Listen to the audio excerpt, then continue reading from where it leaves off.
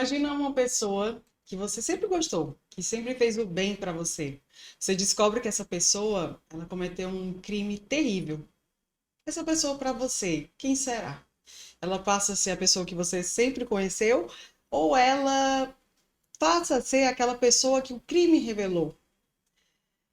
Essa e outros tipos de perguntas sobre a alma, sobre a vida, sobre a Bíblia, sobre Deus.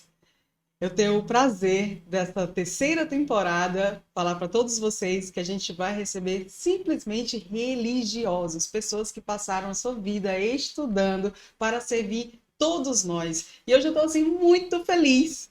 Você não tem noção da minha felicidade, da honra realmente que é estrear essa terceira temporada do Já que Estamos no Ar com uma pessoa que eu admiro demais. Assim, a minha mãe é a fã número um, certeza, né? Mãe, não estou querendo aqui tirar o seu canto, jamais. Mas todo mundo que conhece a história dele fica realmente fã. Porque eu estou falando de uma pessoa que é muito inteligente, uma pessoa que você vê que é muito do bem, uma pessoa que Deus colocou na Terra realmente para servir o outro e você vê que é muito genuíno. Toda a história dele foi feita para isso, desde muito pequeno.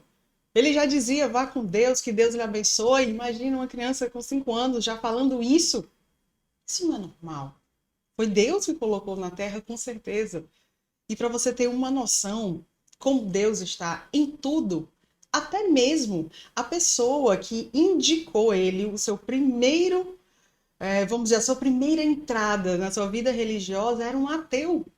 Às vezes, ainda mais hoje em dia, né, que todo mundo briga por religião, briga por política, às vezes a gente deixa um amigo de lado, a gente deixa de se aproximar de uma pessoa só porque tem um pensamento diferente. Foi exatamente o pensamento diferente que nos presenteou uma das melhores pessoas da nossa religião. Eu tenho um prazer de falar para todos vocês que nós estreamos hoje com ele, Dom Gregório Paixão, arcebispo de Fortaleza. Ê, que prazer, Dom! Meu Deus, eu sou sua fã. Muito Muito obrigado. obrigada por estar aqui. Muito obrigado, Jaque. Quero dizer, já as pessoas que os elogios, assim, cabe a ela, a mim cabe a realidade. Ou seja, eu não sou isso tudo não, pessoal, viu? Ai, você é demais. Eu sou apenas um ministro que serve a Deus e serve aos irmãos. Pelo amor de Deus, não fiquei vermelho porque o lado indígena já mostra o vermelho.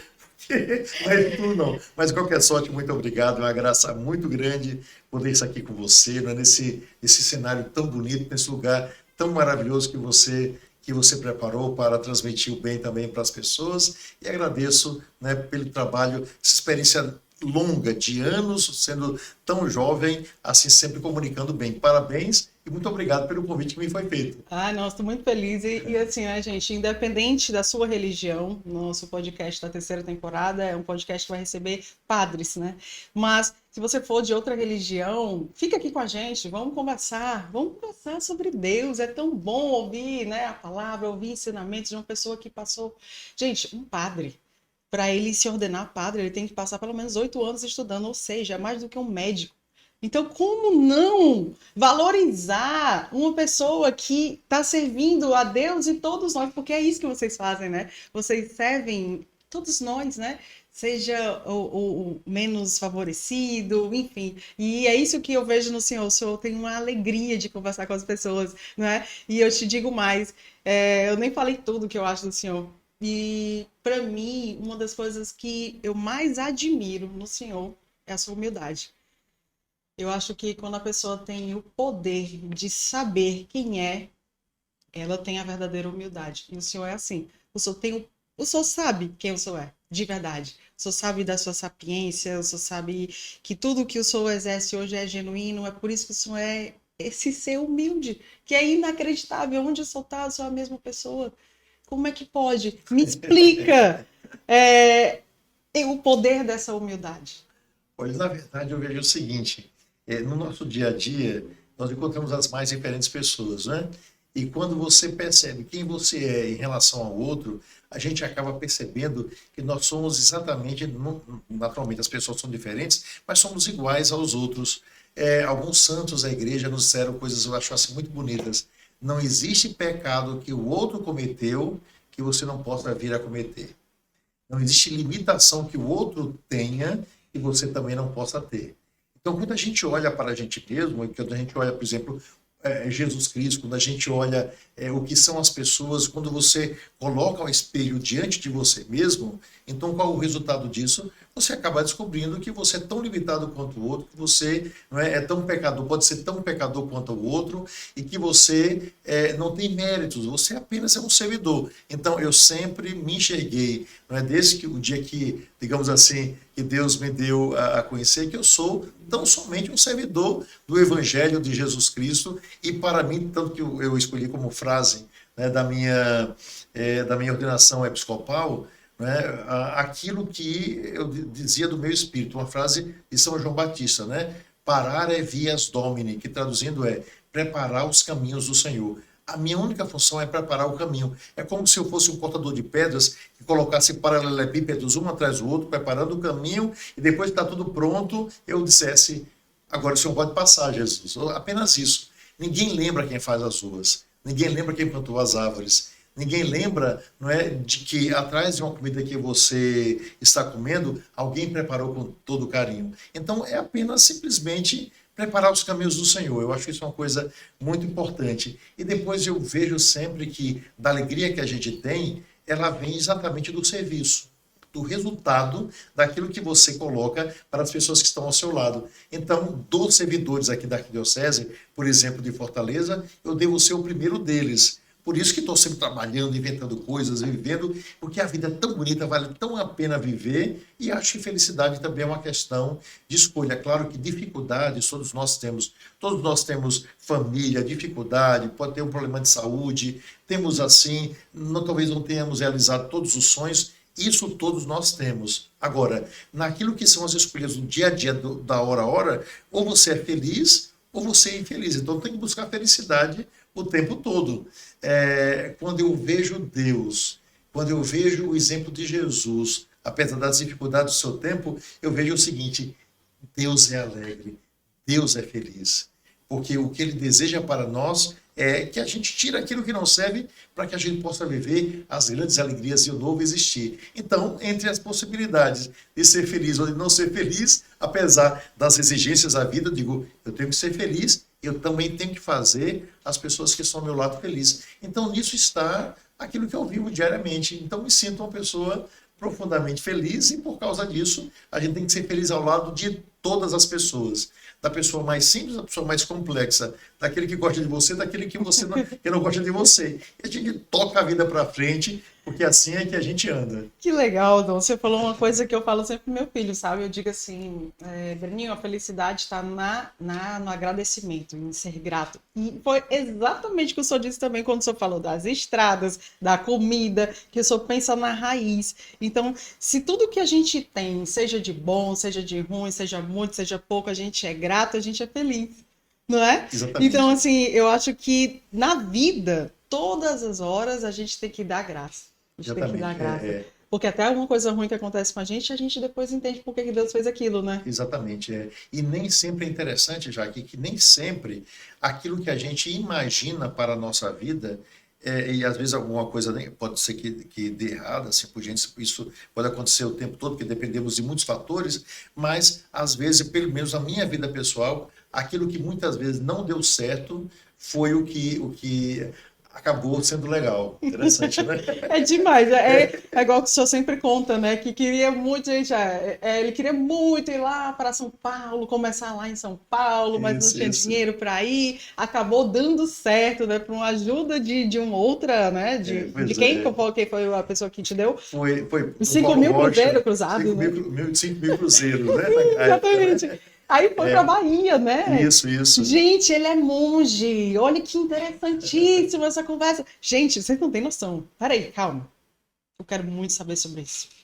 Como é que um monge que estava lá na Bahia, o monge que a gente sabe que, apesar disso trabalhar muito, né? Eu vi na sua história que você trabalhava demais, mas monge mais enclausurado, vamos dizer assim, isso. Não é? Diferente dos padres e tal. Como é que um monge, o Papa Bento XVI, lá Lá em Roma, lá Vaticano. no Vaticano, prestou atenção no Dom Gregório. Dom Gregório, como é que foi isso? Quem foi que deu bisu para ele? Como é que ele sabe da vida de todos vocês? Assim, é muito incrível essa história, né? Porque nem todos, são poucos os monges, né, que viram bispos, né? O senhor procurou saber assim essa raiz assim, de onde é que ele ficou sabendo da tua história, de onde é que ele ficou sabendo que você tinha todos os pré-requisitos para ser um bom bispo? Bom, geralmente o que acontece? A indicação para o episcopado, como a gente chama, né, para ser bispo, depende de um outro bispo, que ele conhece, a diocese, etc. Eu estava em Salvador, vivia no mosteiro. Claro que a vida do mosteiro, as pessoas imaginam que no mosteiro a gente vive assim, só em coros celestes, sabe? Assim por Faça essa diante. imagem, sim, Mas é. não. A gente trabalha, mas trabalha muito. Tanto é que na Eita! regra de São Bento, as palavras fundamentais da vida de São Bento é ora et labora, oração Que e trabalho. trabalho. Então, a gente trabalha bastante no mosteiro, porque a gente tem que sobreviver. O mosteiro vive daquilo que ele produz, aquilo que. Sim. Né? Então, a gente tem ali um colégio interno, assim, existe um colégio que fica na área dentro do mosteiro, temos um museu, temos vários trabalhos, então o trabalho é grande, é imenso. E lá no mosteiro, de onde eu venho, o Mosteiro São Bento da Bahia, ele foi fundado em 1582. Nossa. Né? Os mosteiros do Brasil todos são do século XVI, os mosteiros beneditinos, são muito antigos, então a gente tem muito trabalho, né, ali. Foi bom, o resultado é que naquele período havia no Mosteiro uma faculdade, eu fui diretor do colégio e da faculdade, e acredito que tenha sido isso. O Papa nunca vai revelar as motivações. O que é certo é que, de repente, recebi uma ligação, né, já tinha 12, 13 anos como sacerdote, como padre, e com 41 anos de idade recebi uma ligação da Nunciatura Apostólica, que fica no Brasil, que é o embaixador do Papa, e ele diz assim, olha, o Santo Padre, o Papa Bento XVI, Nossa. escolheu você para o episcopado, e eu preciso do seu assentimento, ou seja, preciso do seu sim. E foi interessante porque eu fiquei assim tão nervoso na hora, tão fora de mim, que eu perguntei assim para ele, quer dizer, eu afirmei para ele, olha, estava em Salvador, não é? Minha música fica em Salvador. Senhor Núncio, eu quero dizer ao senhor que eu estou assim, admirado, porque aqui em Salvador existem muitos padres que têm mais condições de ser bispo do que eu, porque afinal de contas eu não tenho vida pastoral assim como tem um padre numa paróquia, etc. Né? Eu sou um Daquela monge, experiência, né? isso é. Aí ele me respondeu, com o jeitão dele, ele falou assim: olha, se o Papa precisasse de consultoria, teria telefonado para você. Você tem que responder o que ele está perguntando. Então, responda sim ou responda não. Aí eu. O italiano, né? Italiano, não, Italiano é italiano não. bravo. Eu sei como é que é. Muito italiano, né? Mas uma figura maravilhosa, né? Maravilhosa. Aí ele disse assim. é, Aí eu disse assim, mas acontece que no mosteiro eu tenho que falar com o meu abade, porque eu aqui estou diretor de faculdade, né? Trabalho também na área do colégio, eu tenho vários trabalhos aqui no mosteiro, eu preciso saber, né, como vai ser feito isso. Eles não falam com o abade, mas espero sua resposta o quanto antes. Me mande um fax. Naquele período não Uhum. tinha WhatsApp, era fax, né? Me mande um fax. Então, o resultado é que eu falei com o meu abade, o abade disse, olha, a questão não é apenas uma escolha da sua pessoa, é a escolha também do nosso mosteiro, né? A igreja está pedindo, para nós vai ser muito difícil, assim, sei que para você também, porque você é muito feliz aqui no mosteiro, já tinha, né, há muitos anos de mosteiro, mas vá, responda, diga sim, eu acho que é muito importante. Então, respondi. Tudo começou desse jeito, com o episcopado. Caramba, mas assim, eu só nunca fui atrás de saber, assim, se foi o Papa quer colocar um monge como bispo. Aí começou a pesquisar. Eu só nunca fui atrás de saber, assim, de onde é que veio isso. Ou será que foram eles mesmos que disseram, rapaz, ele tem um dom para ser bispo. Peraí, vamos avisar ali que a gente tem um aqui para indicar. Só nunca fui atrás de saber essa raiz mesmo. Não, eu acho que a raiz fundamental é uma figura que para Ah, mim é muito importante, assim, pessoalmente falando, que é Dom Geraldo Magela. Dom sim, Geraldo Magela era o famosíssimo, né? cardeal, pois é, Uhum. o cardeal em Salvador, e ele sabia do meu trabalho na parte administrativa, como professor, Perfeito. formação, tudo. Então, acho que por causa disso, ele acreditou muito no meu, digamos assim, que eu seria alguém ali para auxiliar. Aí eu passei 6 anos e meio em Salvador auxiliando, né? Depois passei 11 anos, propriamente 10 anos e 10 meses, assim, em Petrópolis, Rio de Janeiro, e vim para aqui, né? Para cá, e já estou aqui há 2 anos e meio. Mas eu nunca tive realmente curiosidade. O que é certo é que me colocaram aí para o serviço. Né? Eu estou a serviço, Tá e é muito legal. E qual a grande diferença de ser um monge na época, com as suas atribuições, e ser hoje o arcebispo de Fortaleza? Assim, qual a grande diferença de trabalho, de responsabilidades? No mosteiro nós tínhamos muitas responsabilidades. A vida do mosteiro era extremamente exigente. Vida de oração, vida de estudo, vida de trabalho. Muito exigente mesmo. E você estando ali, você realmente é muito cobrado por aquilo que você faz, né, pelas respostas que você dá. As pessoas, como falei, as pessoas têm uma ideia bem diferente. O mosteiro é um lugar e também é muito exigente de autoconhecimento. Você vive com as mesmas pessoas, você não muda de casa, ali o tempo todo, às vezes durante toda uma vida. Você pode viver 70 anos com as mesmas pessoas. É uma família monástica. A ideia de São Bento era fazer uma família, digamos, os monges ali são irmãos que trabalham, rezam e crescem. Mas, ao mesmo tempo, o mosteiro é um lugar onde você o tempo todo coloca o espelho diante de você. Você o tempo todo faz escolhas, o tempo todo você se conhece, o tempo todo você medita sobre Deus e sobre a sua vida, estando com a comunidade. Então, é um lugar de grande conhecimento pessoal também. Isso é muito bom. A grande diferença, digamos, a vida que eu levava para a vida que eu levo hoje, é que dentro do mosteiro eu fazia tudo isso no mesmo espaço, porque a gente fica no mosteiro dentro do mesmo espaço. Lá o mosteiro é imenso, o mosteiro é lindo. Tudo que falou era tudo lá? Sim, Vixe. Mosteiro a gente fica, é como aqui as carmelitas. Nossa. A gente vive no mesmo espaço, assim por diante, né? Então, de repente, eu passei para uma outra realidade. E a outra realidade é a realidade de me movimentar o tempo todo de um lado para o outro. E isso realmente para mim foi um susto muito grande. Você dava entrevista enquanto era monge? Podia dar entrevista, mas isso não era muito comum, Muito certo? raro, né? Pois é, nós quando restauramos o mosteiro, a imprensa procurou bastante, mas era uma vida mais reclusa, uma vida mais interna. Agora, claro que dentro do mosteiro, como tinha colégio e faculdade, dava aula, tinha direção, administrava, porque o mosteiro é imenso, imenso. E naturalmente com a ajuda de muitos irmãos. Mas é uma realidade nova. Eu senti, para mim foi muito mais difícil a saída do mosteiro para ser bispo do que a saída da casa dos meus pais para ser monge. Eu sofri muito, naturalmente, assim, pela saudade dos meus pais, a minha terra, Aracaju, Sergipe. Então, tudo isso foi muito difícil, mas era a aventura de um jovem de 18 anos que estava fazendo. Quando a gente é mais novo, a gente, né, vou me entregar uma coisa nova. Então, era a aventura de ir para outro estado, morar fora da casa dos pais. Sim. Isso é uma coisa. De repente, era uma aventura para sair de um mosteiro e enfrentar algo que eu não conhecia. Simplesmente eu não conhecia. Tem uma coisa bem interessante assim, eu nunca disse isso, mas quando na primeira reunião, né, teve 2 fatos que para mim foram assim chocantes no início. No dia que eu fui eleito bispo, ali fui avisado no rádio de manhã que, né, às 7 horas da manhã, dando a notícia do bispo auxiliar de Salvador, Dom Gregório, monge beneditino, esse tipo de coisa. Quando nós saímos, estavam existindo situações muito difíceis em São Paulo, queima de ônibus, né? Aquelas situações, eu não sei o que aconteceu, eu sei que foi uma coisa assim imensa. E naquela noite eu não tinha visto nada, porque eu sabia que eu ia dormir monge e acordar bispo, né? Então, negócio complicado, né? Então, resultado, eu não vi jornal, não vi nada. Quando nós saímos, a imprensa, naquele período, Dom Geraldo Magela, se eu não me engano, ele era presidente da CNBB, mas era o cardeal, com figura conhecida.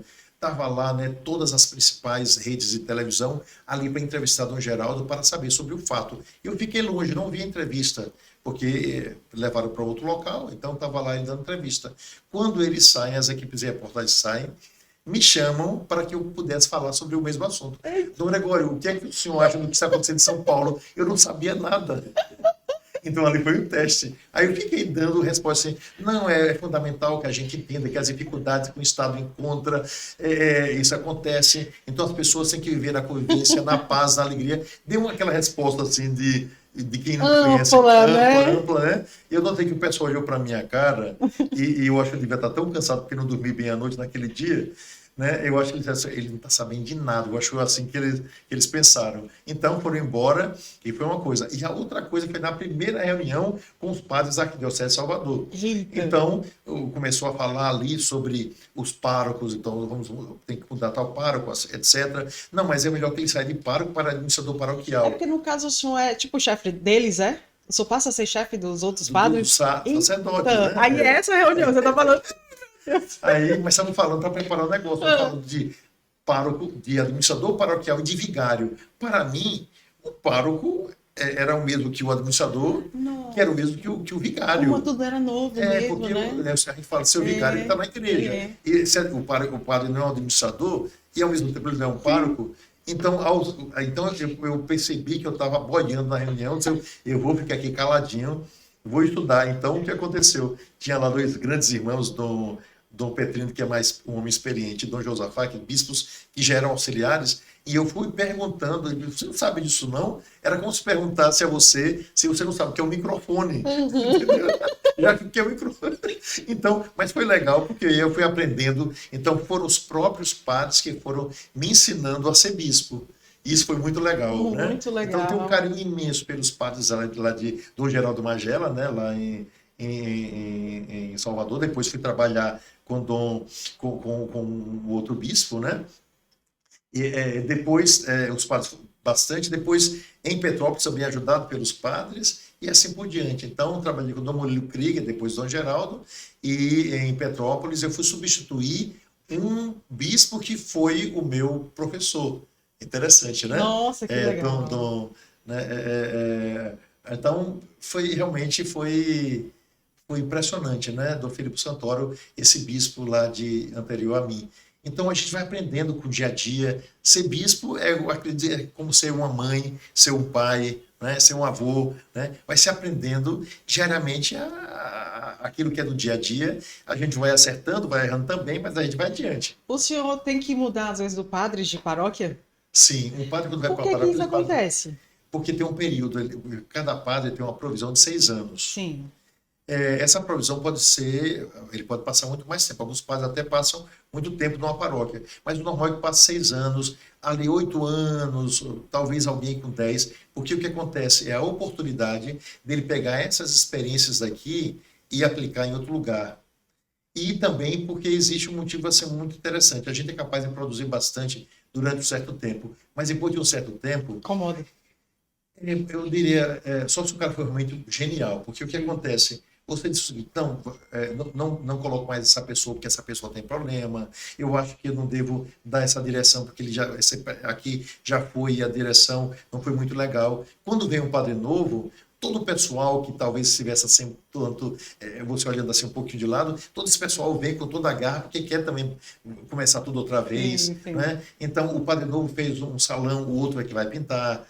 Né, porque estava, não vou pintar agora não, porque não tem assim, o outro vai fazer uma campanha. Ou seja, quando você uma renovada mesmo, né? De todo mundo, não só do padre, mas dos paroquianos, enfim, de todo mundo. Exatamente, eu acho isso muito legal também. É verdade. Agora, Dom, e a vaidade no meio de vocês existe? Porque a vaidade é uma coisa que mexe com todo mundo, né? E transforma até muitas pessoas.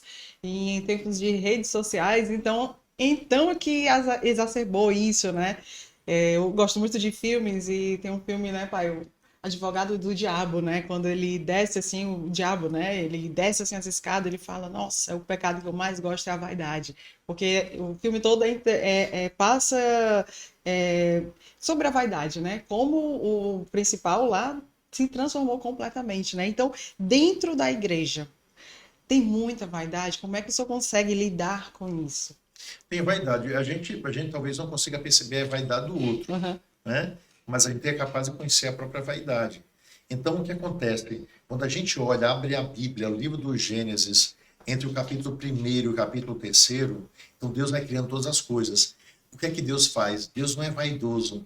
Deus se alegra com a sua criação. E Deus viu que tudo era muito bom, tudo feito para os outros. Porque Deus criou tudo, não é para ele ficar lá olhando, ele criou tudo para os outros. Então, puxa, como é bom, não é? É como se eu chegasse aqui e dissesse, puxa, olha, eu varri todo o estúdio. Poxa, como foi legal ter varrido Querendo aqui. aquele reconhecimento, né? Pois é, Uhum. né? Mas assim, no sentido de fiz para você, digamos assim, Sim. não é? Poxa, eu limpei essa mesa, poxa, já que vai ficar feliz por isso. Então eu fiz, não porque assim, eu fiz porque foi legal, mas para os outros. Poxa, como foi bom ter trocado isso aqui, porque precisava trocar, então eu troquei, já que vai ficar feliz. Como foi bom ter feito isso. Então Deus fez tudo para o outro. Mas o que acontece? Entra uma serpente. É. A serpente quer dizer o pecado, né? A serpente quer dizer o diabo. Então, primeiro, Deus fez um paraíso maravilhoso. Deus disse, não coma do fruto que está no meio do paraíso, porque o diabo conseguiu entrar naquele paraíso e plantar uma erva daninha, certo? É como se dissesse, já que não se aproxime daquele espinheiro, já que não se aproxime daquele pé de urtiga, você vai se furar ou você vai se coçar. Foi o aviso que Deus deu. Mas o que foi que a serpente vai dizer? Quer dizer, o diabo diz para os nossos primeiros pais, né? Olha, coma do fruto, o fruto é delicioso. Mas eram tantos frutos deliciosos que eles disseram, não, Eva falou naquele período, né? Que é um texto que a gente não pode olhar apenas como uma história, é um texto Sim. teológico, né? Uhum. Então, não posso comer porque Deus nos proibiu. Então, a serpente vai, até que ela diz assim, veja só, vocês serão como deuses e vocês vão conhecer o bem e o mal. Ah, agora sim. Entende? Agora sim. Ou seja, tocou na vaidade. Sim. Vocês vão ser grandes, vocês não vão mais depender de Deus. Vocês vão ser como deuses. Deus agora vai ter que se inclinar para você. Então, isso que é a vaidade. E a vaidade, ela cega. Quando você constrói alguma coisa de bonito, você faz naturalmente, o reconhecimento faz parte da vida, certo? É como uma mãe que gostaria que o filho dissesse, mamãe, eu te amo. Né? É como um garoto que diz para o pai, papai, você é o homem mais forte que eu conheço nesse mundo. Isso faz parte do dia a dia da gente. O reconhecimento é também uma forma de gratidão daquele que convive com você, como você tem que ser grato com aquelas pessoas que estão à sua frente. A outra coisa é quando digamos, essa vaidade, né, ela se torna alguma coisa doentia na sua vida, né? Eu sou o centro, eu sou o melhor, etc. Quando você começa a pensar nisso, prepare-se, o tapete vai ser puxado e a queda vai ser grande. Eita. Então, vaidade existe em todos os ambientes, dentro da igreja, fora da igreja, em um colégio, o cara que acha que ele é o melhor professor, etc. Então, eu tenho que ter um cuidado muito grande. Aliás, tem até uma história, Mas né? conte, adoramos as suas histórias. Tem historinha que fala sobre isso. Você Conta, falou vai. que na igreja existe, né? É vaidade. Sim, em qualquer ambiente, qualquer pessoa, né? A gente tem que cair na real, certo? Digamos, a história é o seguinte: houve um acidente de carro. E no acidente, a pessoa foi lançada para fora do carro e estava lá sangrando, né? E apareceu uma pessoa e quando chegou perto, disse, meu Deus, é o bispo. A vítima aqui que tá passando mal é o bispo. E na hora que estava lá o homem lá, né, que disse que era o bispo, ele começou a olhar para a pessoa e dizer, ele quer corre que o bispo quer o bispo começaram a falar isso, né? O bispo quer o bispo quer né? E não deu tempo de chegar. Então, a última coisa que aquele homem disse foi arcebispo, morreu. Tá vendo aí? Ele conseguiu colocar na prática a vaidade aqui numa historinha. E é isso que ele é fenomenal. Ele é fenomenal. Olha, você vê uma missa do Dom. É inesquecível. É inesquecível. Porque o Dom, ele traz essas histórias. É tanto que ele tem quantos livros já? No total são 16, eu acho. Ele tem vários livros. É um cara inteligente Pequenininho e grande, demais. mas Não, Dom, mas sério, é muito legal as suas histórias. cuidado para não passar para mim, para que eu vai todo. Não, até Mas agora para dizer você não que pegou ainda, não. é para dizer o seguinte, você vê, o cara era bispo e ele queria ser Arcebispo. arcebispo. Ou seja, diga que eu sou arcebispo, eu sou bispo, o cara morre, mas tem isso aqui. A mesma coisa a gente diz para os padres novos, né? Quando o padre vai preparar uma túnica, quando é novo, né? Imagine 8 anos de preparação, você falou, né? Às vezes mais, 10 anos, Não, é né? muito Estudando, tempo, né? fazendo 2 faculdades ali, se preparando para atender da melhor maneira possível o povo de Deus. Realmente, a vida é exigente de quem deseja ser padre. Mas não é só estudo, não, é o dia a dia, é o acompanhamento, botar você diante de você mesmo, isso aí tudo, né? É muito exigente. Mas aí, quando o padre vai fazer a túnica, então chega lá na senhora, né, que vai fazer a túnica, ou então do rapaz que vai fazer a túnica, então geralmente, aquela ali é uma história, né? Um seminarista ia ser ordenado padre e disse: eu vim fazer minha túnica. Então a costureira disse: você vai fazer a túnica, mas você já é padre, vai ser ordenado ainda? Você já tem 25 anos de padre ou você tem 50? E tem diferença de túnica para isso aí? Não é só uma túnica? Não, tem diferença no corte. Isso, mas não entendi. Ela disse o seguinte: quando vocês vão ser ordenados, a túnica é o seguinte: a túnica ela é maior na frente e menor atrás. Quando vocês completam 25 anos de padre, a túnica é igual na frente e atrás, a parte de baixo, né? Uhum. Na frente e atrás.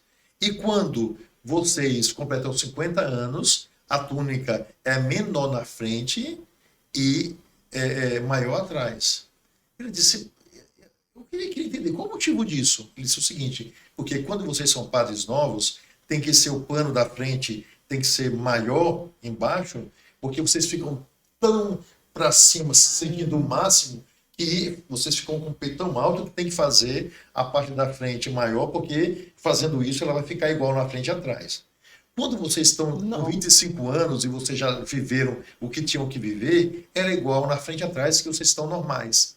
Mas quando vocês completam 50 anos, que já experimentaram 50 anos de padre, se experimentaram bastante a vida, já apanharam bastante, então a gente corta a parte da frente menor, porque vocês vão estar tão encurvados que finalmente vocês vão saber o que é, né, o que a vida fez com vocês.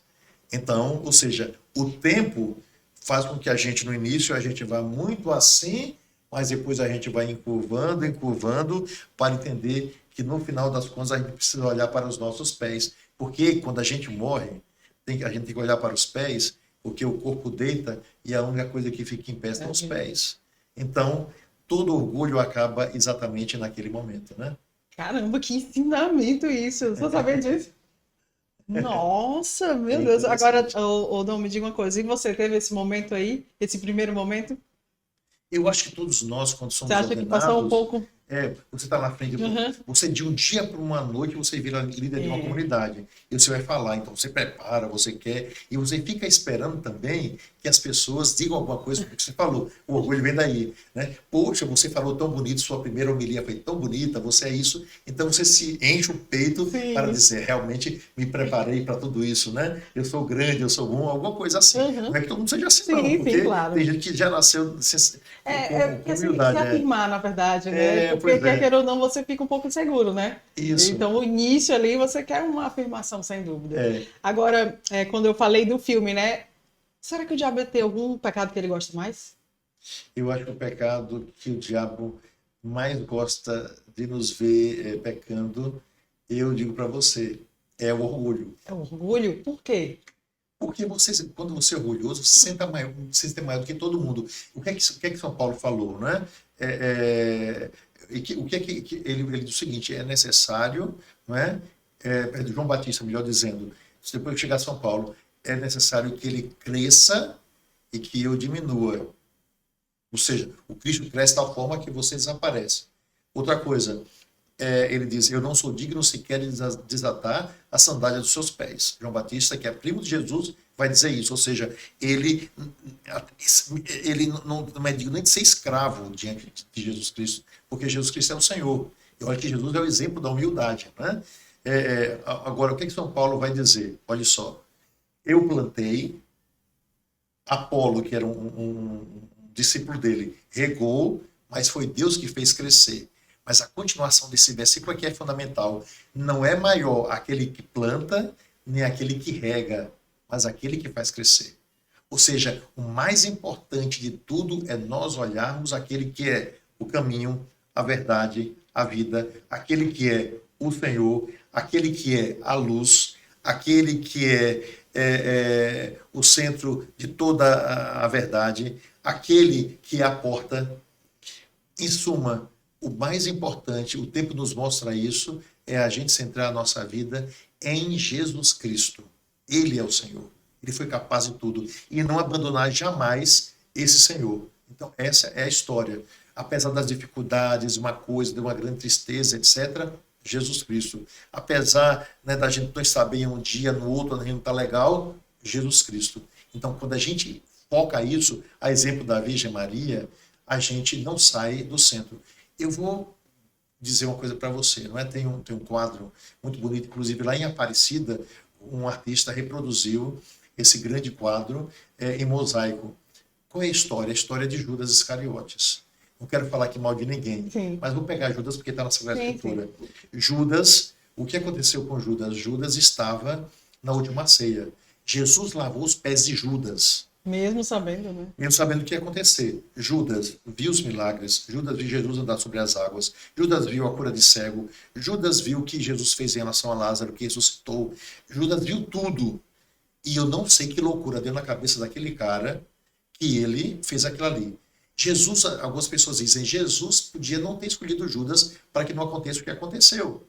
Mas acontece o seguinte, o problema não está em Jesus escolher, Jesus deu a chance. Jesus chamou e Jesus amou até o final e continua amando Judas, certo? Apesar de, eu não sei qual é o final da história de Judas, só sei aquela que está na Bíblia, mas Deus é fiel no seu amor para sempre. Seu amor não muda nunca. Mesmo que a pessoa negue, ele continua amando. É como um filho que é rebelde com a mãe e a mãe continua amando até o final.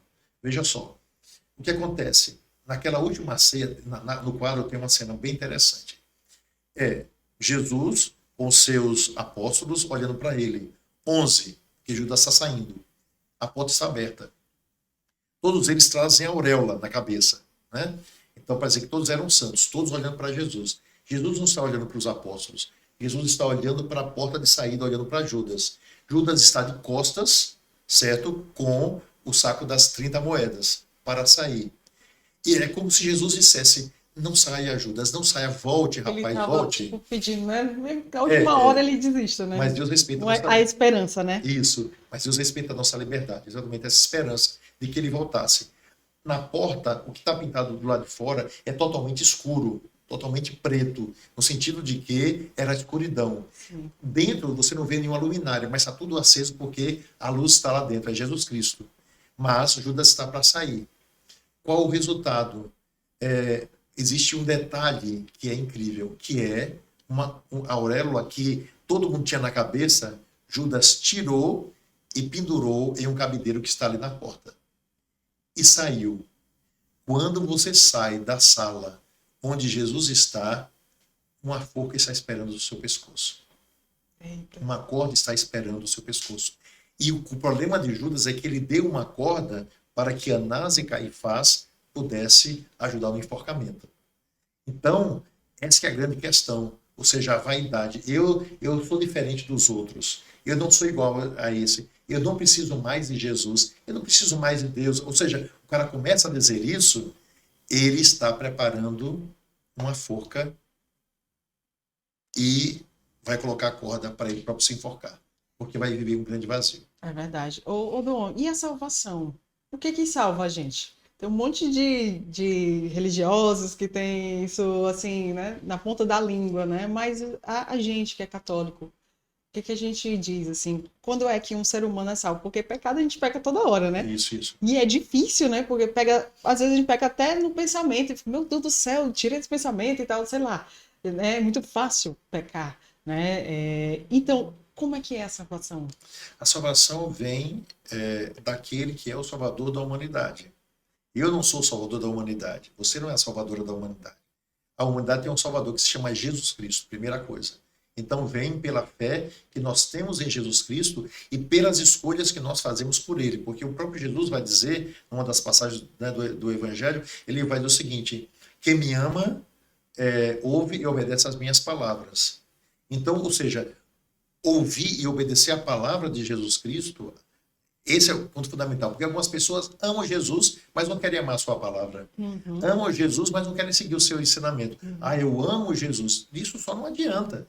É preciso amar Jesus Cristo, mas não é Jesus pela metade, mas integralmente. não é? Imagine um marido, mal comparando, que diz o seguinte: eu amo minha esposa pela beleza que ela tem. Não gosto dela, mas que tem um bocado de coisa que eu não gosto, não suporto. Eu acho detestável e odeio. Mas o que eu acho que é a beleza dela. Ou seja, você não amou a pessoa, tem que entender por que aquilo está acontecendo. É como se eu dissesse para você: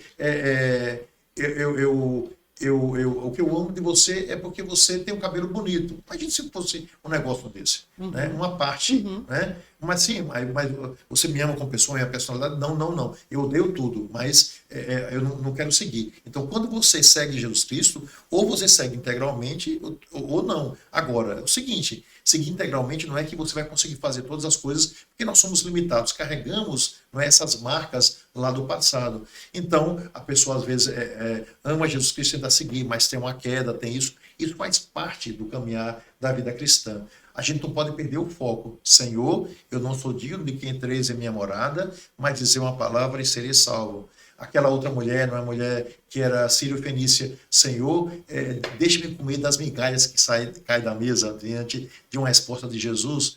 É aquela mulher que tinha uma grande dificuldade, hemorroísa, que tenta tocar na orla do manto de Jesus. Né? É aquela mulher que se inclina a Jesus, né?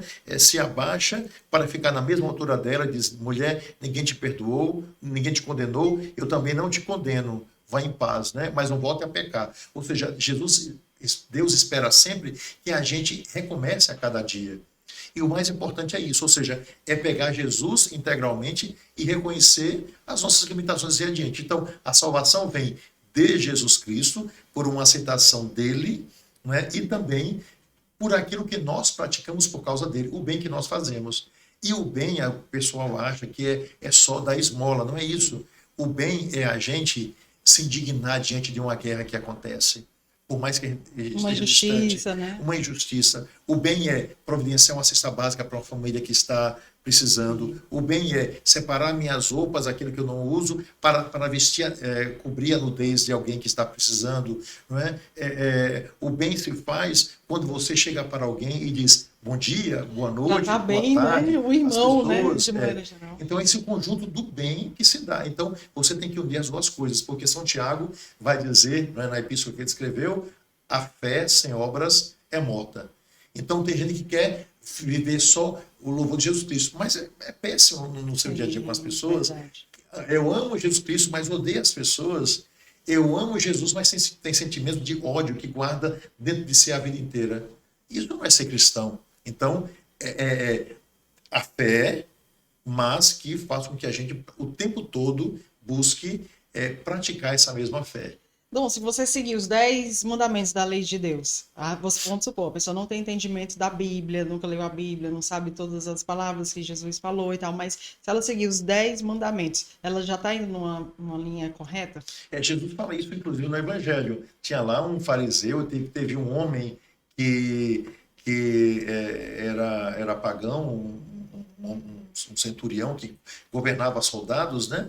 Então, Jesus disse: eu nunca vi uma fé igual dessa em Israel. Ou seja, o homem era pagão, ou seja, mas ele se abriu. Então, quem lê o coração é Deus. Às vezes a pessoa não teve condições de conhecer Jesus Cristo. Existe isso também, não é? Esse é um ponto. A outra coisa que a gente não pode esquecer é que não cabe a nós o julgamento, certo? Não julgueis para não serem julgados. Então, eu não sei por que essa pessoa não se abriu à obra, ou talvez porque ela deixou a obra, talvez até pelo sentimento de ver que os cristãos não vivem como deviam viver. Falam, mas não vivem, né? Sim. Então, pelo menos alguns. Então, qual o resultado? Nenhum de nós é capaz de julgar. Eu não sei, digamos, nenhum de nós pode condenar. Se você olhar a Escritura, a Sagrada Escritura, o Novo Testamento todinho, não existe ninguém que Jesus disse: você está condenado ao inferno. Jesus disse que o inferno existe. Sim. Mas ele não disse quem está lá. Entendi. Certo? Então a gente não sabe. A gente não sabe. Então eu não posso condenar pessoa alguma. Uhum. O que eu posso é dizer que a pessoa que vive uma vida, está buscando, até que eles viveram antes de Jesus, não é? O que é certo é que quem é salvo, pelo menos no cristianismo, não é? Ele vai passar por Jesus Cristo. mesmo que não tenha conhecido Jesus. Mesmo aqueles que não foram batizados porque os seus países proíbem, porque foram perseguidos, não conheceram, O que mas é de outra religião e às vezes nem conhece, são né? os homens de boa vontade, as Isso. mulheres de E boa são uma vontade. pessoa de bom coração, é isso? Isso, que viveu, mesmo sem conhecer profundamente, Sim. mas viveu isso. É como alguém que, sem ter, ter passado por uma faculdade, um mestrado, doutorado, sei lá, mas tem pessoas que abrem a boca e a gente vê ali que ela tem toda a sabedoria, que é uma sabedoria que vem de Deus. Verdade. Então, ninguém pode dizer essa pessoa está no inferno, ninguém. O que a gente pode dizer é que cabe ao coração de Deus fazer julgamento. Só Deus é capaz de julgar uma pessoa. Poxa, falando nisso, quando vocês fazem a faculdade, a teologia, filosofia, né? Isso. Vocês têm algum ensinamento, sei lá, de psicologia, alguma coisa nesse sentido? Porque vocês escutam muitas pessoas, né? Vocês escutam muitos pecados, né? E como isso não afeta vocês? Assim, como vocês conseguem lidar com a pessoa normalmente, como se nada tivesse acontecido, como se não tivesse ficado sabendo daquilo que você soube, né? E como é que é esse ensinamento para vocês em relação à confissão? Jaque, o que eu posso dizer para você é o seguinte: primeira coisa, as pessoas vão achar estranho, talvez agora até os padres digam assim que é estranho, mas eu tenho 32 anos, vou completar 33 anos, eu acho que 33 anos de padre, né? Desde a minha ordenação. E vou completar 20 de bispo. Caramba! Então, veja só, o que eu digo para você é o seguinte: nesse período, né, 33 anos, quer dizer, eu tenho fui ordenado 12 anos de padre, mais os 22 anos, né, assim, como sacerdote, digamos. Eu acho que eu ouvi durante a minha vida mais ou menos uns 5 pecados que eu achei que eram diferentes. Todo mundo, de um modo ou de outro, tem os mesmos É pecados. mesmo! Os mesmos pecados. É mesmo! Então, eu nunca encontrei, já encontrei uns 5 que eu disse assim, poxa, isso aqui é uma coisa nova, que eu nunca imaginei. Alguma coisa que fosse diferente, mas todo mundo é igual. Né? Todo mundo tem boca, geralmente do geral, né? Tem boca, tem nariz, tem olhos. A mesma coisa em relação aos pecados. Algumas pessoas não têm os mesmos pecados que as outras, assim. Mas a lista de pecado é mais ou menos a mesma. Agora, as pessoas são diferentes. Durante a formação, tanto na filosofia como na teologia, nós temos muita coisa que é dada na psicologia. Sim. Então, a gente é preparado, existe, né, sobre os tipos de pecado, tipo e tudo mais, o comportamento que você tem que ter em relação àquilo que, etc. Você não pode, por exemplo, dizer tudo que a pessoa vai fazer, que ela é livre. Você vai orientar para que ela mude, né? Porque às vezes a pessoa pode ter um pecado que se repete o tempo todo. Por exemplo, né, Sim, um exemplo, eu odeio, né? Eu trago no meu coração o ódio de uma pessoa há 40 anos. Você vai dizer para ela, olha, larga isso, ela fez mal para você, mas isso começa uma coisa nova. Aí repete outra vez, aí repete outra vez, a mesmo pecado. Era a minha vizinha que um dia me deu um soco, que até hoje eu tenho essa marca aqui, que ela fez. Aí você vai e repete. Repete. Então você vai sempre orientar a pessoa por aquilo que a gente estuda também posteriormente, porque o padre estuda muito, muito sobre o comportamento humano, muito, muito na área da psicologia também, da sociologia, da antropologia. Sim. O tempo todo nós temos curso, porque o padre ele não é ordenado e acabou não. Ele continua estudando a vida inteira, porque afinal de contas você vai pregar ali na homilia, que o pessoal chama de sermão, o tempo todo. E você não pode repetir o mesmo sermão a vida inteira. Tem sempre que se atualizar. Então nós somos atualizados pela própria igreja o tempo todo. Isso é maravilhoso. Maravilhoso. E quando o pecado é de um amigo padre? De um amigo padre. Muda na tua cabeça? Não, porque nós somos padres, mas somos pessoas, nós somos homens. Nós temos alegrias, tristezas. As pessoas acham que a gente não tem família, a gente tem família. Claro, né? A gente tem problema. Tem dia que a gente está bem, tem dia que a gente não está tão bem. Né? Nós carregamos a história do nosso tempo, como todas as pessoas. Agora, o que se espera é que um sacerdote se trabalhe. Aí a gente tem que ter confessor, diretor espiritual e todas as formações que nós temos e a vigilância de toda uma comunidade, certo? Que espera que seja um homem de bem. Né? Agora, eu nunca fico admirado com toda essa seriedade com um pecado nem das pessoas, nem de um padre, nem de ninguém, porque não é Deus. O problema é que às vezes nós endeusamos muito o outro e esquecemos que o outro é humano, tanto quanto eu. Verdade. Mas eu quero o aconselhamento do senhor da primeira pergunta que eu fiz aqui, que foi uma pergunta, inclusive, que me mandaram, né? A pessoa disse, ó, eu conheço uma pessoa que eu gosto muito dessa pessoa, essa pessoa sempre fez coisas boas comigo, mas cometeu um crime terrível. Como é que eu faço agora? Eu vejo essa pessoa como eu sempre vi, ou eu vejo ela através do crime que revelou essa nova pessoa? Né? O que será que Dom Gregório fala sobre isso? Antes de você responder, eu queria agradecer a todos os nossos patrocinadores. Muito obrigada a todos vocês que estão comigo aqui desde o início, né? A gente grava aqui na Conecta Filmes. Agradecer também ao Centerbox Supermercado, né? Que está comigo há muitos anos. Muito obrigada. Dona Leda, seu Gerardo, eles são muito católicos também, né? Ah, Maria, mandaram um abração para o senhor. Muito fã mesmo. E, ó, estamos com um novo aplicativo do Centerbox, tá bom? É só você baixar, tá aqui o QR Code, para você baixar esse novo aplicativo, tá cheinho de promoção, então baixa o aplicativo, aproveita todas as compras aí, a primeira, a entrega é grátis, tá certo? Então vai lá. Sabe quando você chega de viagem cansada, aí você abre a geladeira, praticamente só tem água, sabe o que eu faço? Não precisa pegar carro, não precisa enfrentar fila e muito menos perder tempo no supermercado. Eu pego o novo app do Centerbox e faço todas as minhas compras sem sair de casa. Esse app ele tá de cara nova, muito mais rápido, muito mais moderno e fácil de usar.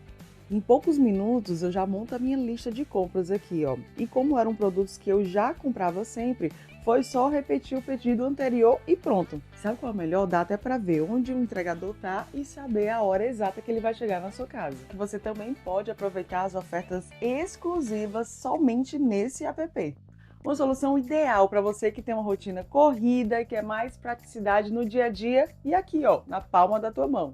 Economize tempo e dinheiro. Baixe agora o novo app do Centerbox no iOS ou no seu Android. Centerbox, tudo de bom para você!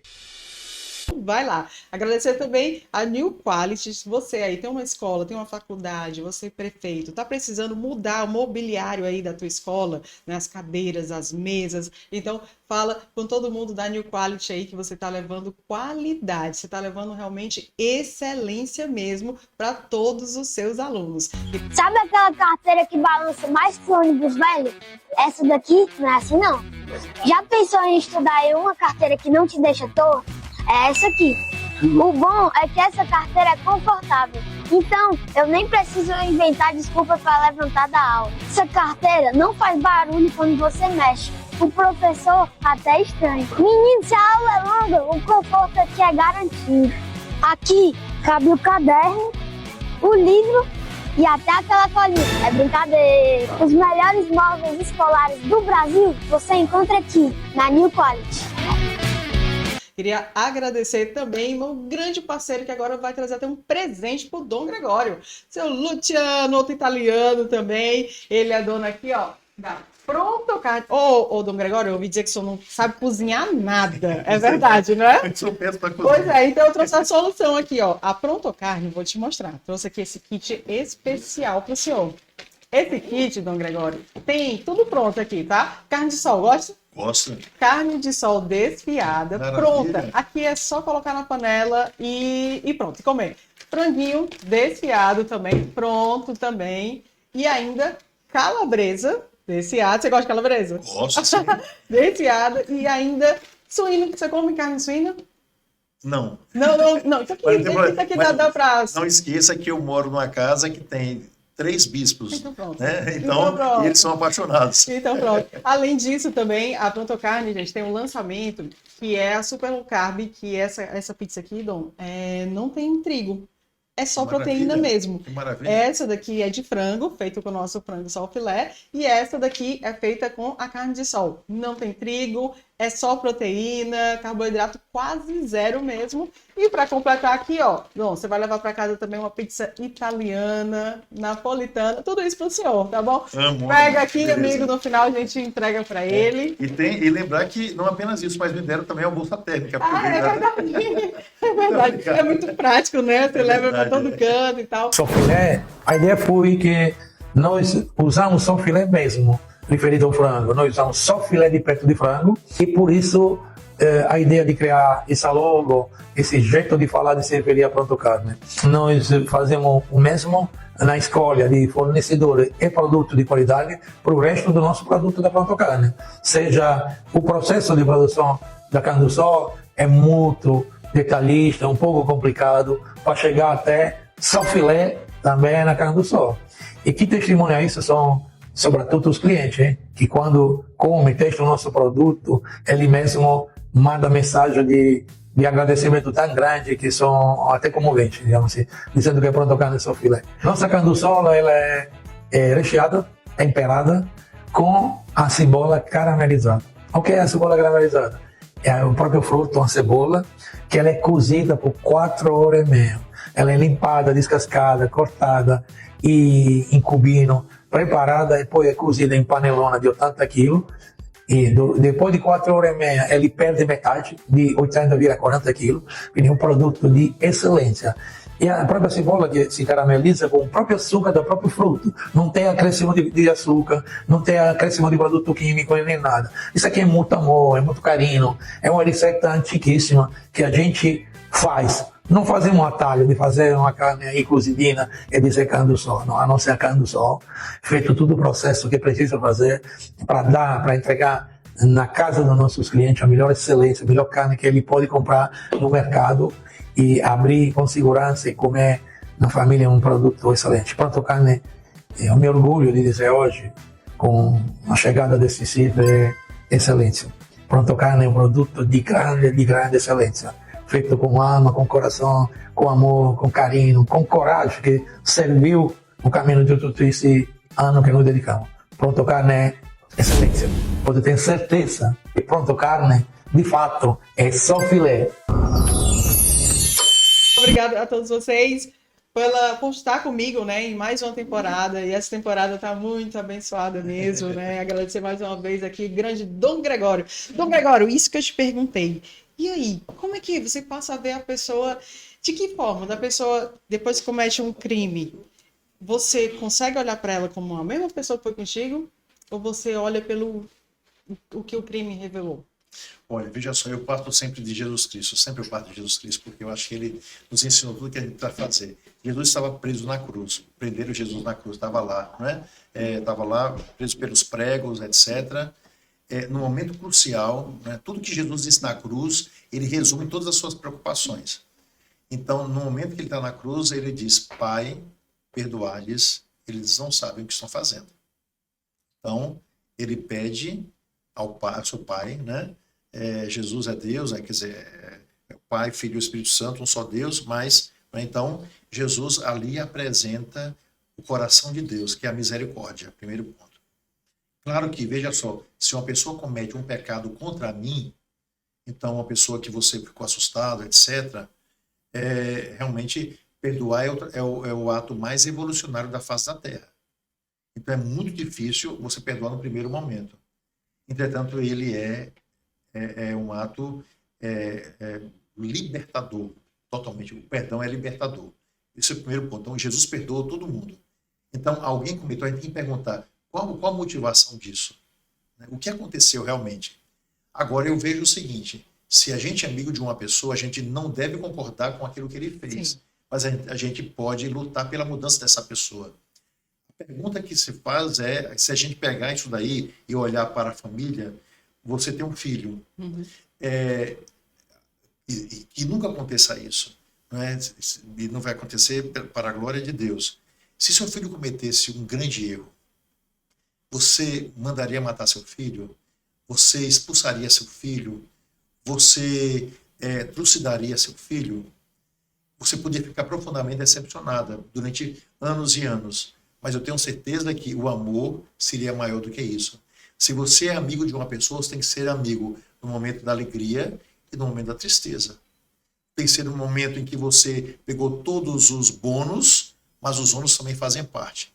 Então, eu sei que é muito difícil dizer isso, mas uma pessoa que cometeu um erro, ela tem o direito também de mudar de vida. E eu vou dar vários exemplos. Sim. São Paulo ajudou na morte de várias pessoas, porque as pessoas não eram cristãs. Então, São Paulo teve um exemplo péssimo e Jesus escolheu como apóstolo. É verdade. Né? Se a gente pega, por exemplo, o exemplo de Santo Agostinho, que era um homem que tinha uma vida libertina, assim por diante, esse se converteu também. Nós temos exemplo, poderia aqui falar, de várias pessoas que eram soldados e iam para a guerra, estavam acostumados a matar. E essas pessoas se converteram igualmente. Então, eu acho que a gente nunca deve olhar, né, uma pessoa por um ato que ela cometeu, mas pelo conjunto. Eu, quando olho para mim mesmo, quantas coisas eu me arrependo de ter cometido ao longo da vida, por exemplo, né? Um pensamento, um ato, uma coisa assim por diante, e a gente diz, Deus me deu chance de recomeçar. Então, se Deus nos perdoa e perdoa sempre para que a gente recomece, por que não dar perdão às outras pessoas? E para concluir, só apenas para dizer, eu vou muito ali também aos presídios. Ali, se a sociedade pudesse, mandava passar fio da navalha a maioria das pessoas que estão ali. Mas quando a gente vai conversar com as pessoas, quando a gente vê, não é, o que elas podem ser, a gente diz, existe uma chance. Né? O senhor vê, de fato, recuperação neles que estão lá? Vários se recuperam, É mesmo? vários se recuperam, por incrível que pareça. Tem gente que volta para a criminalidade, porque algumas pessoas são doentes naquilo que elas fazem. Mas eu conheço, né, pessoas, a gente não pode apresentar por causa do mais, mas eu conheço pessoas, alguns até se tornaram cantores católicos, né, e todo mundo sabe, eles pregam e falam assim por diante.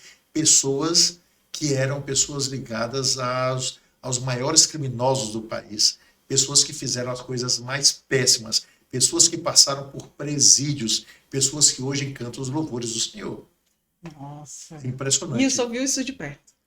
Visto de perto, como estou aqui com você. Porque essas pessoas cantam, são chamadas e elas vão testemunho de como era a sua vida antes.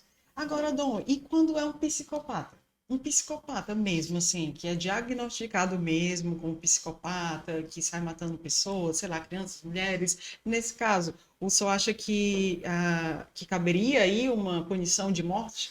Eu não acredito que a morte seja o resultado, tudo mais. A gente acha que resolvendo tudo, a gente resolve matando uma pessoa. Mas isso não. Eu acho que uma pessoa que, se ela é psicopata, o juiz considerou isso, a polícia, os técnicos, tem que ter um presídio onde ela possa ser medicada e ela tem que ficar perpetuamente ali vivendo porque não tem condições. Porque ele não tem, como é que diz, ele não tem controle sobre seus próprios impulsos. É uma pessoa doente. Sim, exatamente. É como se você andasse encurvado e eu digo para você, levante a sua coluna. Não, mas minha coluna, eu tenho uma escoliose crônica, eu não posso levantar minha cabeça. Então, essa pessoa é uma pessoa doente. Ela tem que ser mantida em um cárcere para a vida inteira, sendo tratada como um doente. A outra coisa é uma pessoa que fez uma escolha péssima. Eu vou contar uma história aqui um pouco pesada, eu vou pedir desculpas a vocês que estão aqui. Não, mas pode eu vou contar. Contar uma história... Eu adoro essas histórias. Uma história pesada, mas eu acho uma história que... Porque eu acho que o pesado é aqui que entra mesmo, sabe? É onde a gente começa a refletir mais. Olha, veja que história incrível, né? Um jovem disse, quando eu crescer, eu vou realizar meu grande sonho. Eu quero ser um bandido. É o sonho da minha vida. Ele disse isso. Cresceu. Quando chegou aos 18 anos de idade, sem avisar nada à mãe, ele era órfão. E a mãe cuidava dele com todo carinho. Levava para a igreja, fazia de tudo, deu toda a melhor formação, mas ele na cabeça assim, eu vou ser poderoso, eu vou ser bandido, que é a forma mais fácil de crescer. Bom, resultado, 18 anos ele foi atrás do chefe de uma gangue. E chegando lá, ele disse, olha, eu quero dizer que eu vim aqui porque eu quero ser bandido. Então o cara falou bem assim, olha, nossa vida é difícil. E é sempre por um triz. Se você quiser, tem que passar por 3 testes. Se você passar nos 3, você, né, entra na nossa gangue. Ele pode mandar que eu vou fazer o que você disser. Ele disse, eu quero hoje, aqui, na minha porta, uma bicicleta de marca. E só isso, pois bem, pegou uma arma, foi lá, assaltou uma pessoa que estava com essa bicicleta e colocou 3 horas depois a bicicleta na porta do cara. Ele disse, olha, parabéns, mas quero lembrar o seguinte, a partir de agora, as 2 coisas que faltam, se você não quiser fazer, a gente vai matar você. A gente vai encontrar você, nem que seja no inferno, mas a gente vai matar você. Eles podem mandar fazer, porque eu vou fazer, não vou voltar atrás. Tá certo. Segunda coisa, eu quero que você faça um assalto e coloque aqui R$ 100.000 no prazo de uma semana. Ele não teve dúvida. Se juntou a outros, fez um grande assalto, colocou R$ 100.000 no dia seguinte, né, na mesa do cara, do chefão. Ele disse, poxa, você é bom, mas agora vem a terceira e última parte, você não pode voltar atrás. Porque se você voltar atrás, nós vamos procurar você e vamos matar você. Pode mandar que eu vou fazer. E ele disse, você vai na sua casa, você vai matar sua mãe, Nossa. e você vai trazer, vai arrancar o coração de sua mãe e vai trazer o coração ainda pulsando aqui. Se você fizer isso, você está aprovado para a nossa turma. E ele ficou atônito. O que é que eu vou fazer? O resultado foi, ele disse, se eu não matar minha mãe, eu vou morrer. Eu não quero morrer, sou jovem. A mãe estava em casa. Era um dia de domingo, preparando a comida para ele e para ela. Ele viu a peixeira, a faca grande, sobre a mesa. E ele não teve dúvida. Pegou a faca e acertou as costas de sua mãe, da mãe. E aquela senhora caiu no chão. E ele, com a mesma faca, abriu o peito daquela mulher e arrancou o coração da mãe e saiu correndo, desesperado, para chegar lá, porque ele disse que o coração ainda devia estar pulsando.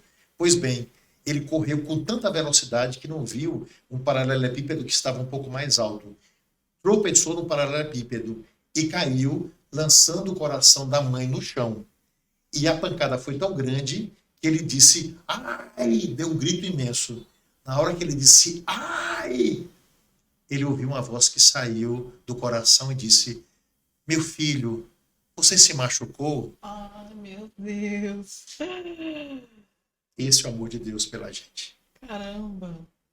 Tomei por mãe, porque né, a gente tem um amor especial, né, para com as nossas Mesmo mães. você fazendo tudo, ele ainda te ama. Exatamente, sempre, sempre. Então, Então, essa foi a melhor mensagem para quem está com a fé enfraquecida, então. Pois né? é, sabe perdoar sempre, porque também não adianta. Se você carregar esse peso de pessoas dentro de você, de raivas, de ódios e rancores, eu sei que não é fácil, Sim. porque às vezes pessoas fizeram coisas horríveis e realmente tudo foi muito horrível. Mas eu acho que há sempre uma possibilidade. Eu olho para mim no espelho e a cada dia, todos os dias, eu digo, Deus está lhe dando uma nova chance.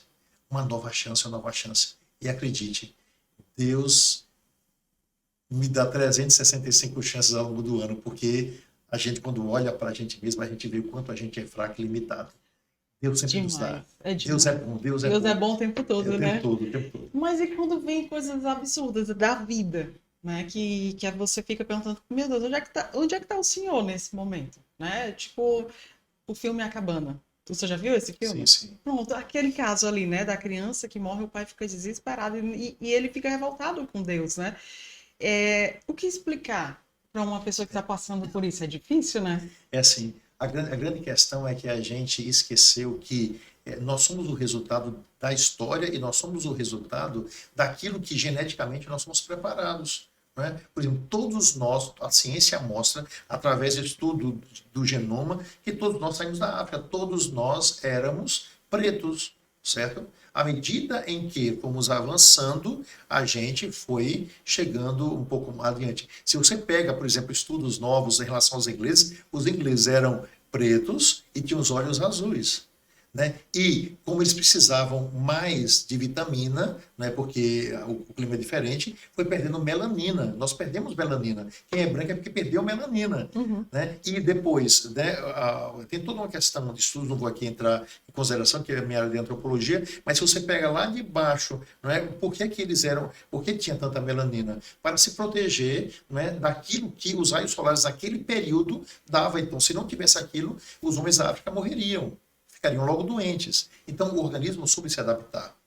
E nós somos a soma de todas essas mudanças. Uma criança tem câncer porque nós somos a soma. Atrás dele tem avós, bisavós, trisavós, assim por diante, N, que deram para ele, né, devido a essas misturas todas, né, uma doença. Nós carregamos em nós problema do coração e diabetes porque o homem chamado moderno se envolveu com um homem de Neandertal.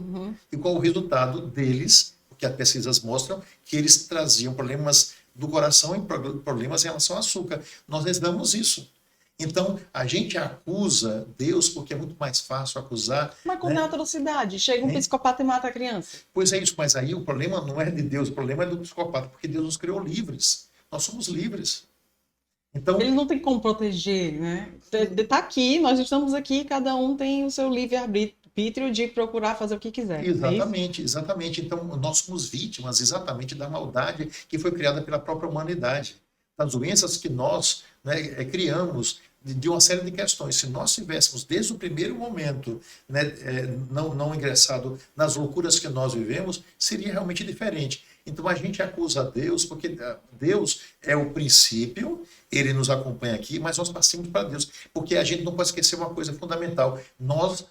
Em Deus, nós só temos vida. O profeta diz o seguinte, né, que antes de você nascer, eu já te conhecia. Ou seja, antes de você estar, quando você estava no ventre de sua mãe, antes de chegar aqui, eu já conhecia você pelo nome. Então, Deus já nos amou antes do nosso nascimento, antes da nossa gestação. Então, nós estamos na vida. Da vida passamos para essa vida, que é muito curta. E dessa vida nós passamos para a vida. Então, ou seja, o que Deus conhece é a vida, mas Deus respeita a nossa liberdade. Mas Deus já sabe tudo que vai acontecer na nossa vida? Ele Deus, já sabe? Deus sabe de tudo. Não vai cair um cabelo da cabeça sem que eu saiba. Então, se Deus já sabe de tudo, como é que tem livre-arbítrio? Deus sabe de tudo, mas Deus sabe que nesse caminhar, você, né, desde o início foi livre, porque você foi livre para gerar um outro ser, certo? Foi livre para gerar a carne foi gerada pelo homem, o espírito foi dado por Deus. Então, na hora em que há a junção entre um esperma e um óvulo, né, é um homem e uma mulher, mas o espírito é dado por Deus. Então, ali já nasce uma pessoa completa com alma. Um serzinho, um miudinho lá, que é também uma célula, já é completo, já tem alma. Com certeza. Então, Deus já sabe disso. Já agora, tem uma vida aí predestinada, não é isso? o que a carne vai fazer, o que você fez com o espírito, fez com a carne que lhe foi dada, né, é você que é o responsável. Então, essa que é a grande questão. Deus sabe disso, sabe de tudo, mas foi porque você gerou, você que criou. Como é que a gente percebe mais Deus no nosso dia a dia? Eu costumo dizer que intuição é Deus falando com a gente. Será que isso faz sentido, Dom? Porque eu escutei o senhor mesmo falando isso, que encontra Deus em várias pessoas, né? E assim, do nada, né? Você tá aqui, conversa com a pessoa e de repente vem uma resposta. É mais ou menos assim que a gente encontra também respostas? Sim, encontra Deus em uma porta que se abre. O que é que Jesus falou? Eu sou a porta. Quando você abre uma porta, Cristo é a porta. Então, Senhor, você faz uma oração simples, é bonito. Quanto mais simples, mais bonita. Senhor, fazei que as portas nunca se fechem para mim, esteja ao meu lado. Que eu, nos cruzamentos da vida, não encontro uma pessoa má que me feche uma porta. E aí pode pedir essa proteção. Sim. Né? A mesma coisa, o que acontece, não é? Jesus é a palavra. Senhor, já que o Senhor é a palavra, que tudo que sai dos meus lábios sejam para construir, não para destruir. Né? Você está aqui, está tudo escuro, você sendo a luz. Né? O Senhor, Jesus, o Senhor disse que o Senhor é a luz do mundo, que sempre haja luz sobre a minha vida e as pessoas que eu amo. Então, ou seja, você vai fazendo a oração mais simples. Você está aqui, né? Tô tomando aqui com a caneca que é do seu podcast, né? Já que estamos no ar, né? Muito bonito o trocadilho aqui para dizer, pegar seu nome com o nome do programa aqui, né? Já que estamos no ar, então eu tomo um gole d'água. Senhor, não mate apenas a sede que eu estou sentindo nesse momento, mas que eu tenha sempre sede de justiça. Que o Senhor sempre me sacie com a sua presença, para que eu possa transformar o mundo que está à minha frente. Não lave apenas agora minhas cordas vocais, ou o meu desejo, mas lave também o meu interior. Então você transforma todas as coisas em uma oração. Sim. E sua vida passa a ter sentido. Né, toda hora, então, nós estamos conversando com Deus, então, né? Exatamente. Toda hora você pode estar conversando. O tempo todo. E quando você tem uma limitação, você tem que fazer a mesma coisa. Senhor, eu sou limitado. Você tem que dizer para Deus, e dizer para você, também dizer para você mesmo. Senhor, minha limitação é que eu tenho isso, eu não consigo me vencer disso. Mas eu sei que o Senhor vai me ajudar. Faz com que hoje, pelo menos até meio-dia, eu não cometa esse pecado. Chegou meu dia, poxa, eu consegui chegar até aqui, que legal. Senhor, que de meu dia à meia-noite eu não cometa esse pecado. Poxa, hoje eu consegui, pelo menos hoje eu consegui essa vitória. Que bom. Então, ou seja, por hoje não, Por hoje não a miséria, por hoje não o pecado, por hoje não a raiva, não é? E ao mesmo tempo, já que tirar de dentro de si aquilo que não serve. O maior problema que as pessoas não conseguem subir é porque elas estão presas a um bocado de coisa que está ali dentro que são ruins. Torturando, adoecendo, né? Se a gente ficar o tempo todo preso a pessoas, a isso, aquilo que não se viu, é como se você dissesse para você mesmo, né? Eu dizendo para mim mesmo, olha, eu estou aqui com um tumor aqui dentro de mim, mas se ele nasceu aqui, eu não vou perder essas células, vai permanecer aqui. Esse tumor vai Entendi. matar você. Você come um alimento e você estava estragado. Né? Então, o organismo lhe deu duas possibilidades para sair desses alimentos. E você diz o seguinte, não, eu comi, R$ 40 foi o que eu comi. Eu não vou tirar isso aqui de dentro. Você vai apodrecer. Então, às vezes a gente fica comendo imagens do passado, ressentimentos passados, ódios passados e tantas outras coisas. Isso vai apodrecer a sua vida. Então, tira, larga, vai adiante. Olha, tem uma coisa, eu vi assim um exemplo de um rapaz, sabe? Ele é de um colégio lá, eu acho que de São Paulo, colégio base, eu acho, né? Escola base, foi do Rio de Janeiro, que disseram que os donos eram pedófilos. E foi tudo inventado, assim, quer dizer, foi tudo, né? Destruíram o colégio, cara, né? Foi terrível. Reputação de um monte de gente, né? A família, inclusive o pai, o Axé Oriental, era a mãe, não sei bem, eles morreram de tristeza, o pai e a mãe morreram de tristeza por aquilo que aconteceu. Aí depois daquilo tudo, então foi feito um filme, inclusive, mostrando isso. Eu assisti, eu sempre falo, inclusive tem no meu Instagram, gente. Eu falo, nossa, é horrível mesmo. E sobrou o filho. Eu assisti demais. E fizeram o repórter que... As crianças eram surdas-mudas, né? Elas tinham dificuldade de falar. Aí o que aconteceu? O rapaz pergunta, o repórter, uma das últimas perguntas, você perdoou tudo que fizeram com você? Porque destruíram a família dele. Destruíram tudo, tudo, tudo. Ele disse, eu perdoei. O cara quase não acreditou. Por quê? Porque eu sou cristão, eu perdoei e quero levar a minha vida, não quero levar essa memória pro resto da vida. Um dia eu vou entender tudo isso quando estiver diante de Deus. Eu perdoei tudo aqui e por isso eu sou uma pessoa feliz. Olha. Que coisa linda, né? Depois de tudo aquilo. Entendeu? Porque é pesado. Você tá falando de uma história pesadíssima, né? E a pessoa ter esse coração bom, não é? Eu acho que tem a fé mesmo. Eu acho que quando a gente tem fé mesmo em Deus, em Jesus Cristo, a gente tem a capacidade sim de perdoar. Eu lembro da irmã Aparecida, que é uma monja beneditina do mosteiro que está aqui em Juazeiro. Ela foi a superiora do mosteiro durante muitos anos. E hoje ela está com Alzheimer. E um rapaz matou o pai. Ela queria saber por que o rapaz matou o pai. E ela foi ao presídio, sendo religiosa, para conversar com aquele rapaz. E o rapaz disse o motivo, foi um assalto, etc. E ela disse, olha, eu perdoo você. E durante todo o período que ele esteve preso, ela o visitou.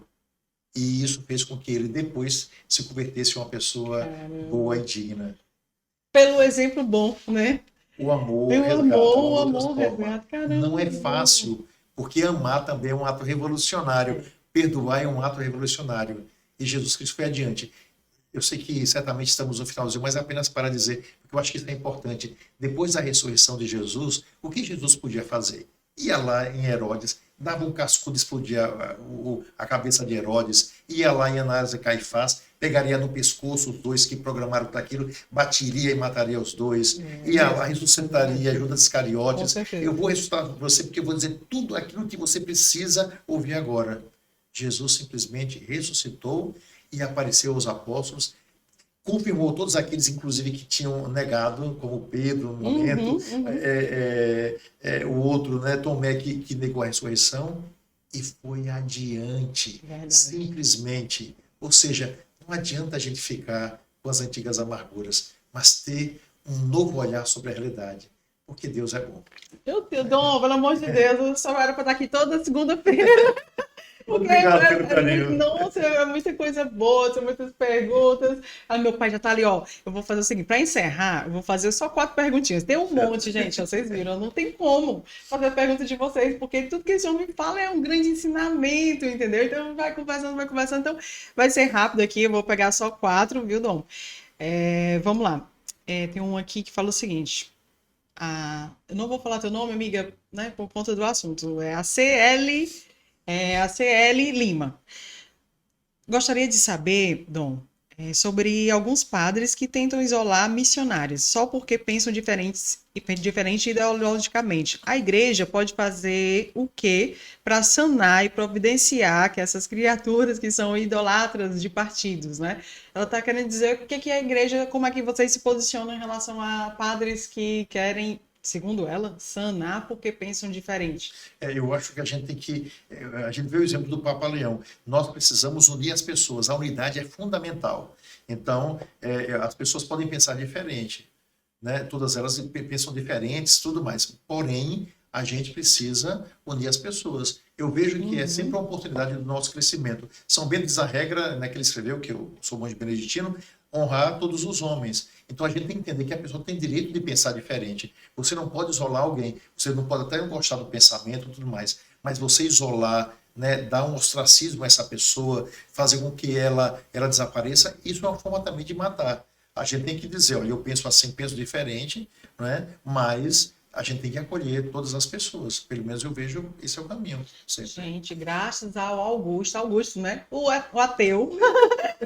Amigo do Dom aí, que hoje ele entrou aí, né? Hoje não, há muito tempo ele entrou e tal, mas foi um ateu, né? Que quer queira ou não levou ele. Então, uma pessoa que pensa diferente, né, Dom? E que você nunca se distanciou por conta disso. Você tem o seu pensamento, ele tem o dele, ele é ateu até hoje, será? Ele continua, mas ele casou, tem 2 filhos, mas continua doidão. Ai, pra te conhecer. Ele tá bem casado lá em Aracaju. Ai, que coisa boa, que bom. Vamos lá, a Ellie Rocha pergunta o seguinte: sou mãe de 2 meninas lindas, Maria de Fátima, Maria Aparecida, e sou louca pelo pai, o pai delas, né?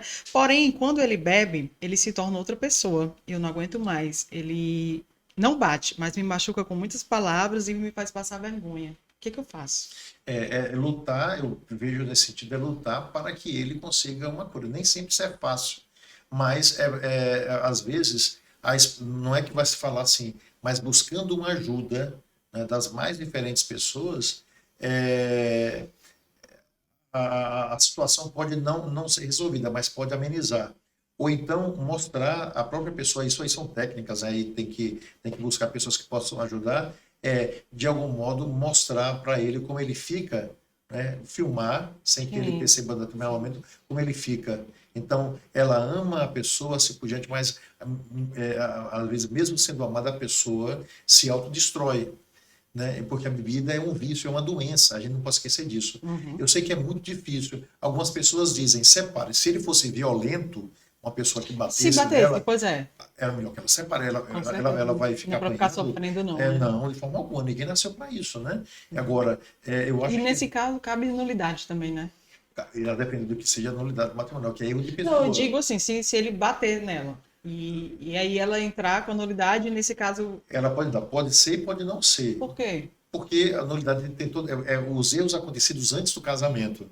Sim. Né? Por exemplo, se você disser a uma pessoa, eu aceito tudo no meu marido, mas não aceito que ele me bata antes do casamento, disse para uma amiga, eu não aceito isso de jeito nenhum. Mas se tivesse falado para ele? Hein? Se tivesse falado isso para ele, para as pessoas, porque tem que ter testemunha para as pessoas. Por isso que tudo antes do casamento tem que ser dito, para ficar tudo muito claro. Que legal essa dica. Né? Então tem que se dizer. Então, às vezes é erro de pessoa, você casou com uma pessoa, sabe que a pessoa era uma pessoa que tinha uma síndrome, né? Não estou falando qualquer doença, não. Uma coisa que o cara seja violento, assim por diante.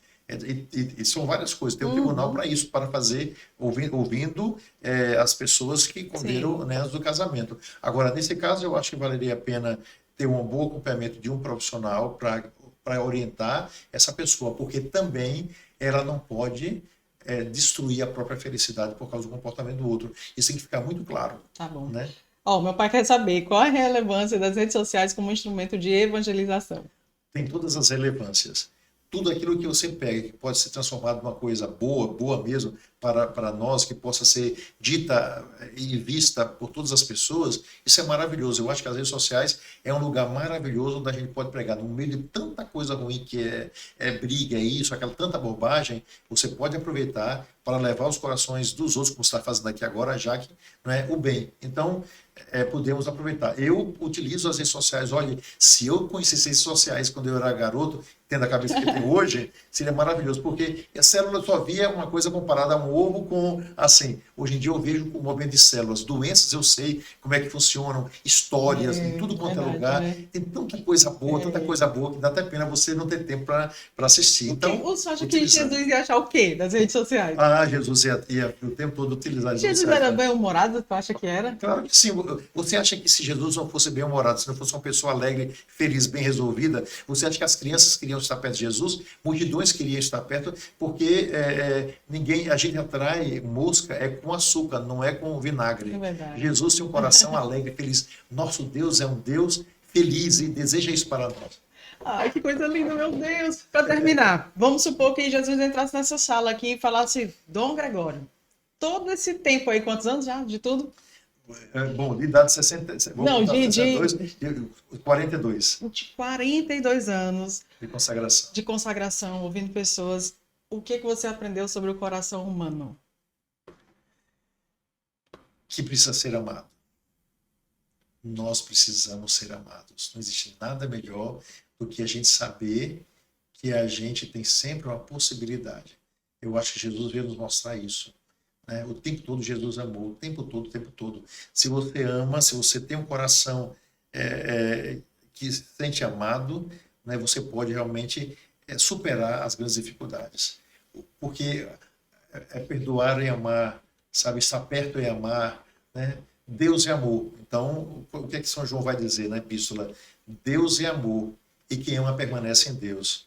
E o primeiro de todos os mandamentos é amar a Deus sobre todas as coisas e ao próximo como a si mesmo.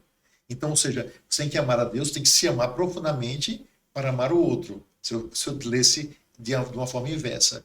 Então, o que é que Deus pede? Olha, eu estou aqui, sou o amor, né? Ame a você, mas que seu amor seja tão transbordante que você queira esse mesmo amor para as pessoas que estão ao seu lado, os próximos e os distantes. Em suma, amar e amar, como Deus amou e sempre. Acho que tudo isso aí resume tudo. Ai, meu Deus, eu estou emocionada. Sem palavras para agradecer. Muito obrigada. Eu que agradeço, Dom. já. Que Deus te abençoe. Parabéns pelo seu Obrigada. podcast, por aquilo que você faz.